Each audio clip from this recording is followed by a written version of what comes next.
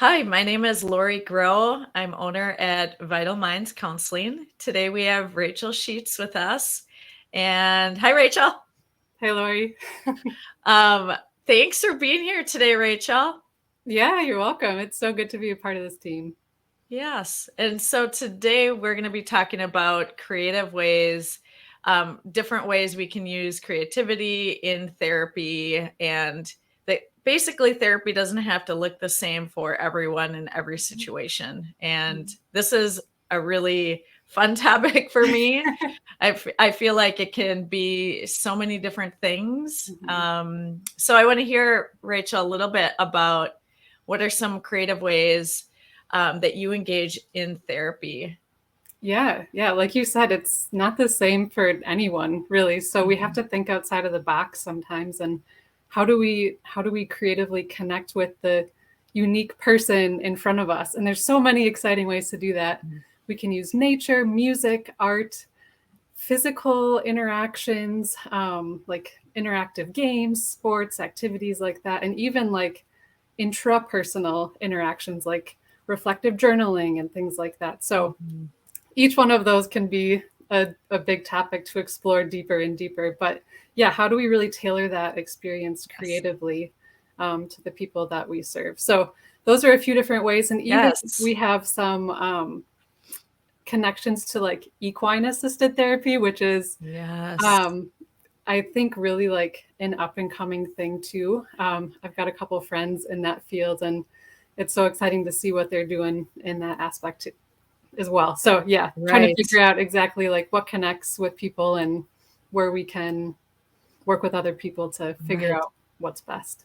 Right. And I think too, I know I have a handful of clients that often talk about feeling more connected to animals than they are to people. So I think that would be really an amazing experience for those that are wanting to feel connected, but might not necessarily want to be bringing in more social stuff in their life, because you can feel connected to animals and nature and things around you that have that life force, that energy. Yeah, it's a great first step. Yes. So I know you wanted to talk a bit about utilizing nature. So could you share a little bit about how you incorporate nature into therapy? Yeah, it's fun to think about too, especially like on this online platform. Like, how can we bring some of those elements into this type of world? And we can do that. And I'm thinking a little bit about like, how do we do that here and outside of here? So really, like, so much of therapy is like equipping people with skills that they can use in their everyday lives. So when we're talking about getting outside or like going on a hike, how can we be mindful of that process? So I want to run through just a couple of ways that we can like engage our senses and really be aware of the moment, because we know that like the first thing to help reduce anxiety is really focusing on kind of like our present awareness.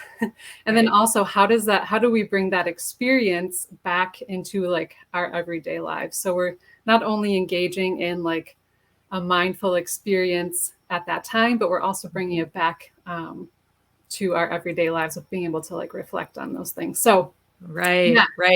I love that integration, right, of learning the skills and then how do you use them in your day to day. And I know for myself, I'm outside every single day, like to walk every single day, and just being able to see my neighborhood, because I just do like a little bit of a loop. But seeing it change every single day, different sunsets, it is something I don't think I'd ever give up. Started doing it actually because of the pandemic, and it was definitely one positive of the pandemic was that experience, because it just makes me feel very connected. Yes. Yeah, absolutely. And so how can we do that? Like going on a walk, like how can we really like incorporate some mindfulness into that? So we know that mindfulness has to do with kind of the five senses. So like seeing, smelling, touching, tasting, and hearing. One of the first things we can do is notice like what we're seeing. One of my favorite hikes to take or things to do, like you walk not too far and you get this like great expansive view of like Yeah. Lake Michigan. And I just stand there and it looks different every single time. Right. And there's something about just like there's psychological research about like inspiring awe within ourselves and realizing that there's something like so much bigger and so much greater out there, and also like understanding that even within that, like I matter and I have Right. purpose. And so using that experience to realize like who I am and who I am in like relation to like the greater world. So we talk a little bit about like physical, emotional, even spiritual, like some of those components can kind of all come together in some of these experiences. So sight, Yes. taking Yeah. in what is like around us, and inspiring that sense of awe. Also smell, a little prop here. So I don't know if you know what this is. Is it some sort of Yeah, pine it's burn? yeah, yeah, that's a good guess. That's a good guess. So this is cedar. And Ah, cedar, you can identify it like it's flat. It's like if you smell it just like this, it doesn't really smell like anything.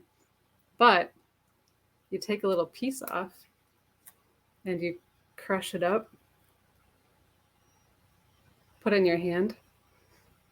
Like it's intense. Like really? it smells like a Christmas tree. Like it's very like beautiful and like Wow. aromatic. So like being able to like even, and this is from like my backyard. So you don't have to go too far to like find something where you Right. can just like go out and get and engage with, and like really be like mindfully present, like engaging your senses in some Yes. creative different ways. I love Stopping, that. yeah, like I love stopping and that. smelling the roses, right? Mhm, mhm. Taking a But minute to do that.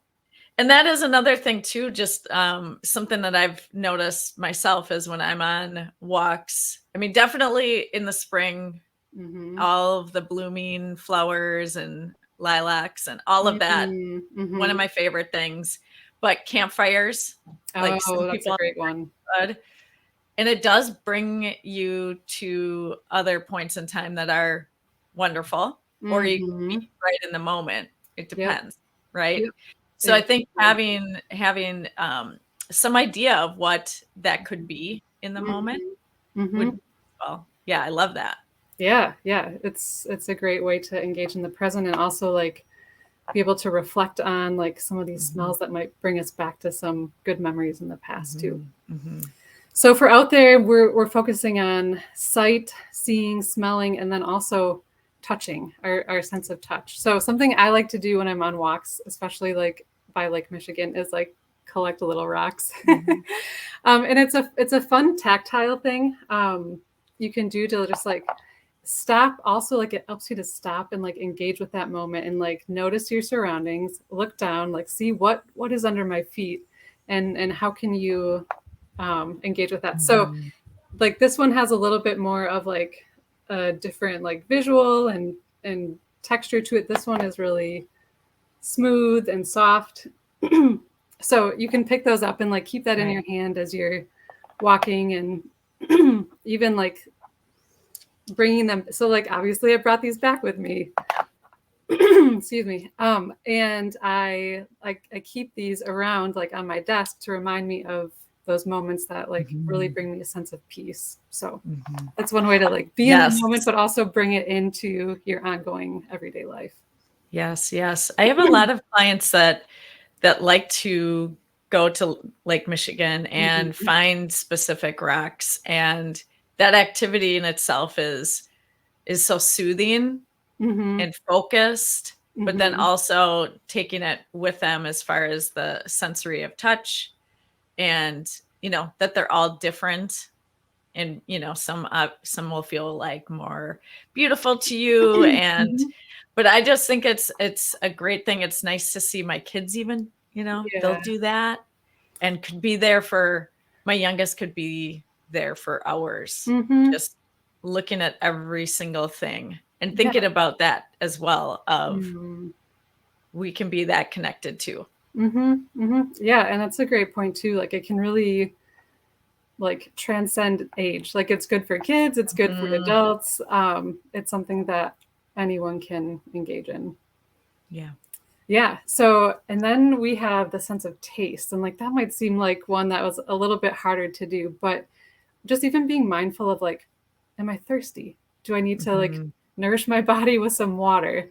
And like we know that it plays such a big part into like, again, our overall like physical, mental, spiritual, emotional like well-being. Like we have to make sure that we're taking care of all parts of our bodies so we can be like able to be present in the moment and functioning well in the future too. So yeah, just being mindful of that. Do I need water? Do I need to stop? Do I need to take a break? What is my body telling me in this moment?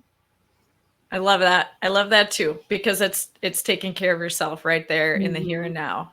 And a lot of our clients are wanting to do more self-care and thinking that it needs to be, we're told a lot of times that it needs to be these big things that we're doing, go to a spa, go on vacation, and really it can be moment to moment building every single day. Could be a few times on a walk that you're doing it, and our bodies do connect to that and our minds do connect to that. If I can trust myself to pay attention to myself and give myself what I need. And it gives us a moment to like take a break, like have a glass of water, pour yourself a glass of tea, like just take a minute to like focus on that and care for your body in that way.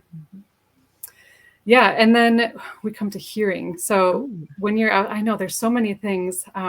When you're out there, you can focus on, what am I hearing? Birds, or how many birds? Or are the calls the same, or are they different? Like really getting into that space of like being even more deeply aware of your surroundings and connected to them, more than even just being like, oh, I hear birds. Like, how many? What kind? So, and that helps us to like develop a sense of curiosity too. So if we're outside and we're like, how does this work? Or, it gives us something to think about and go back to. And if you want, like, do a little research on, do a little Google search, like, so it helps us to engage our minds as well in the process. Yes. And Rachel, as you were saying that, I'm not even kidding you. My son is outside my room and was making a bird-like screeching sound, which is That's amazing. is very similar to the peacefulness of going on a walk. Yep. And that's all the more, like things happen, right? Like in our everyday lives, and how do we like find a little sliver of peace and quiet beside like outside of like the reality of our situations. So right. I'll tell them the timing. Yes, it was almost perfect when you were saying, I can hear some birds, and all of a sudden I hear that's hilarious. That's really funny. Beautiful sound. It was a beautiful sound as well. Yes, I'm sure. I'm sure. So yeah, that's a little bit of like, how do we engage in our senses? Like it's good for us no matter what to like get outside and go for a walk. But how do we like enter into that like a little bit of a step deeper to like become aware? Like the whole point of it is to become aware of our surroundings, to become aware of us, to become aware of how we are interacting with our surroundings, what's going on in us when we're interacting with these different things. Are we feeling stressed? Are we feeling calm? Are we feeling anxious? Are we feeling, like what's happening? Like that's the whole point, because anxiety can like start to get our minds to just like spin out of control. So how do we combat that? And so much of it is like understanding ourselves, what's causing us that, and how can we come back to reality? How can we ground ourselves and center ourselves to be there in the moment, so then we can also be there in the future and we're not always thinking about something else. So right. We're actually there in the moment. Don't need to think about really anything on those walks in those times, right? And it just is a reminder of everything around us. And we have the gifts of our senses, right? And so using them, I think too, one thing when I'm on walks too, it might sound kind of cheesy, but sometimes I'll say to myself, look at what we have. Look at what we all have, Mm-hmm. because anybody can walk during, to different places. And it doesn't, sometimes I know especially during the pandemic, we were all kind of closed in, but we do have access to all sorts of things if we go on a walk. It might look different in different areas, but we can engage in that process, Yeah. Yeah. So thank you so much for talking with us today. Yeah, you did it. I wanted to share your information with everybody. So if you want to reach out to Rachael, her contact information is down at the bottom of the screen. You can also go right to our website at vitalminds.com, vitalmindscounseling.com. And you can set up an appointment right online. I do also want to mention that, we are doing video counseling, but I know for me, a lot of my clients like to actually go on walks in session, and we can do an audio only, which can be really a great way to incorporate it. Sometimes people will have their phones as well, but whatever works for people, I think it can be a great time to connect to yourself and to a therapist using our phones and video. So that's wonderful. You got it. All right. Thanks again. All We'll right. talk soon. Thanks, Lori. Bye. Bye-bye.